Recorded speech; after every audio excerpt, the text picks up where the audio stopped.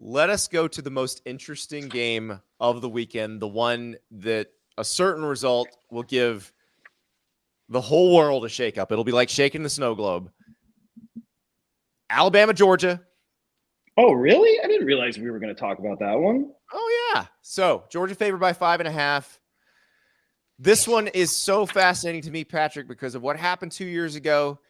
Alabama 2 years ago, coming off a 4-overtime game against a pretty blah Auburn team, goes in against a Georgia team that was better than Alabama. Objectively speaking, Georgia was definitely better that year. And they proved it. Right. Eventually. They didn't prove it in Atlanta because that's Alabama true. Beat Georgia pretty handily in Atlanta that year.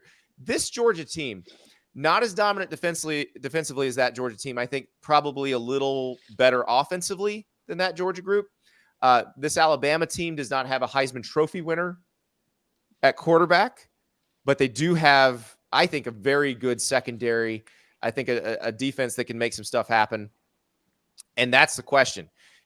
Is Carson Beck still throwing darts against Alabama's defense the way he was against the Ole Miss defense, the way he was against the Tennessee defense? Because if he is, I don't know that Alabama has much of a chance here. But if Alabama can disrupt him somewhat, then we got something interesting going. So let's start with 2021 in Atlanta, right where you started. We'll start there, then we'll move forward to this year's number. So you remember, Bama beat up on Georgia 41-24. Georgia was laying 6 in that game, Andy. Mm-hmm. So Saban is 4-1 against Smart. This number, let me ask you a question. Georgia, Alabama this year. Georgia, who's won 45 of 46 games, their last loss was in 21 in that championship game, which we discussed. Yes, Bama has won 10 straight after the loss to Texas. This number is hilarious. It's 5. FanDuel, your book is showing 5.5 right now. Let me ask you this. Why is Georgia only laying 5.5 points, yet Oregon is laying close to 10 against Washington, who hasn't lost in 19 games? Think about that. It's perception. The public loves to bet Nick Saban. The public loves to bet teams they know, teams they care about. And Georgia obviously is one of them. But this is a perception game. This number is way too short. Georgia is absolutely beat up on Alabama. Don't look at the last game against Georgia Tech. Remember, McConkey didn't play. Rod Thomas didn't play. Brock Bowers didn't play. And that was Carson Beck's worst game of the year. I think he's going to It's amazing when you take your 3 best receivers off the field. I would say, I was going to ask you, those have got to be their 3 best offensive players, right? McIntosh maybe, but this is Bama's least dynamic team in a decade. Well, yeah, Dijon Edwards, Dylan Bell, but yeah, I think you're right about that. And the thing about Georgia, when they have those 3 guys playing, when Carson Beck has his full complement, it's very hard to figure out how to defend them, even if you're Nick Saban, even if you have the level of talent that you have. So all these conference championship games this weekend will tell us who makes the college football playoff. And I know what you're thinking. These things must have been sold out forever. How could I possibly get in? You can get in with Game Time. You want to go see Alabama play Georgia at Mercedes-Benz Stadium in Atlanta? You can do that. You can do it for a little over $300 right now on Game Time. Do you want to see Oregon and Washington in the Pac-12 championship game at Allegiant Stadium in Vegas? You can get in there for less than $50 right now on Game Time. It is truly amazing. The easiest and best way to get last-minute tickets. Use the code STAPLES, and you'll get $20 off your first purchase. So you download the Game Time app. You search for the event you want. You take a look at the ticket. It's going to show you exactly where your vantage point would be in the stadium. A couple more clicks, and you are done. You've got your tickets. If you want to transfer them on game day, you can do that via text. And the price is the price. No haggling in front of the stadium. No looking for a person holding 2 tickets up or 3 tickets up in their hands. No, you get it on Game Time. You know you've got your tickets. You know you're going to your event. Works the same way for concerts, comedy shows, you name it. So download that Game Time app. Use the code STAPLES. $20 off your first purchase on your defense. And I'm also curious because everybody says, oh, Kirby Smart doesn't do well against running quarterbacks and Jalen Milroe can run around. Jalen Milroe is never going to have the amount of time that he had on the Gravedigger play at the end of the Auburn game. He will never have that long to throw. And you have to get after him if you're Georgia.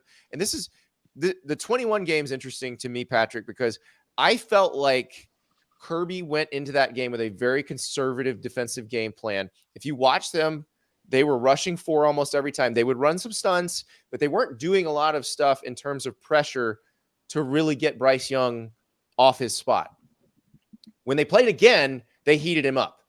And it was like, oh, you were trying to be as vanilla as possible and just beat them because you were better and not show your potential playoff opponents what you can do.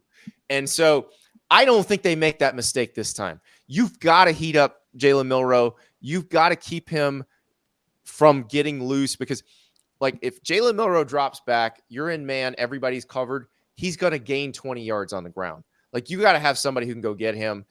You cannot let him sit back there. Or the other thing about Jalen, and this is where Jalen Milroe is an interesting quarterback, because usually when you have the guy who can run really well, he's not a great deep ball thrower.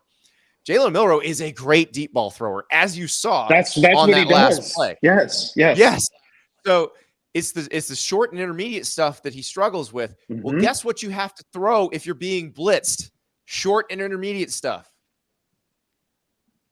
Very RG3-like, to use a comparison. Yeah. Remember, he struggled intermediate-wise, but he could throw a beautiful deep ball and was very elusive. Mm-hmm. What I love. Now, first off, I'm just going to tell you, I'm betting Georgia. This number is short. And in gambling parlance, you look at a number, you go, that feels short to me, feels short. The other one feels long. That's a heavy number. Washington, Oregon. That's just kind of give you my thought process. Okay, and back to this. The angle that's interesting here is Saban's got to coach him up. He's a dog. Like, he's generally not. Everything's on him. It's fascinating.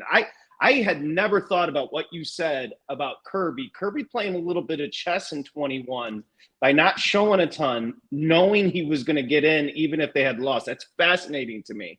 I don't think he makes that same mistake again. I think, look, this is the 4th and 31 is all we've been talking about since Saturday. And now you're going against a team that McConkey's going to play, Thomas is going to play, Bauer's going to play. They're going to be fine. Yeah, I'm with you here. I had to issue an apology video after that 2021 game because I was so sure Georgia's going to win, going to cover. I said I wound up in the Alabama hype video that they showed the players before the game because I was so adamant that Georgia was going to beat them. I think I said something like, "There's no way Alabama wins this game," and so after that, I got a little gun shy about picking against Nick Saban in situations like this. But I think you're right in that. 1, this feels low. 2, it felt like Georgia sandbagged last week. I don't think they will sandbag this because let's talk about the playoff scenario again. If they lose, I think the committee would still put Georgia in. But if Washington wins and Florida State wins, and you have 3 13-0 conference champs, and Alabama as your 12-1 SEC champ, and Texas as a 12-1 Big 12 champ that beat Alabama in Tuscaloosa, where's the room for Georgia in there? So Kirby's probably looking at this as a must-win that maybe stuff doesn't happen that gets you into the playoff. Otherwise, you have to win here. Kirby was sandbagging. Did you see the quote after the Georgia Tech win? They said, were you caught looking ahead? He goes, what are you talking about? We just played for the state championship. Okay, settle down, Kirby. Kirby. Listen. He's got a lot of Bainbridge in him. A lot of Bainbridge. Calvin Johnson ain't walking through that door, Kirby. Let's just take it easy with Georgia Tech, okay? And then secondly, what's fascinating is we've been doing this for a while with the committee, and we go to 12 next year. If Florida State wins, just to be fair, Florida State wins, obviously that would be the first time the committee ever left an undefeated major conference team out. That's the rub here. Mm-hmm. The committee does not want Florida State in the mix. And I'm not going to get into all that with you. I just talk about numbers, but I know you guys fought about it yesterday. Yeah. It would be a disastrous scenario. The committee, if Alabama wins, I'm going to tell you this, that people may not understand. A lot of this comes down to what happens in Vegas and ratings and numbers and all of that. Nick Saban is going to be in the Final Four. That is a lock. Right. And not Alabama. Nick Saban is going to the Final Four. And that pulls Texas into it too, because if Texas is 12-1 and Alabama is 12-1 and Texas beat Alabama, they're in there too, which You don't know what happens to Georgia. So again, Georgia is in a back against the wall, must win. You don't want to be left out when you know you're probably the best team in the country. Like, they're going to pull out all the stops in this one. I also will take Georgia.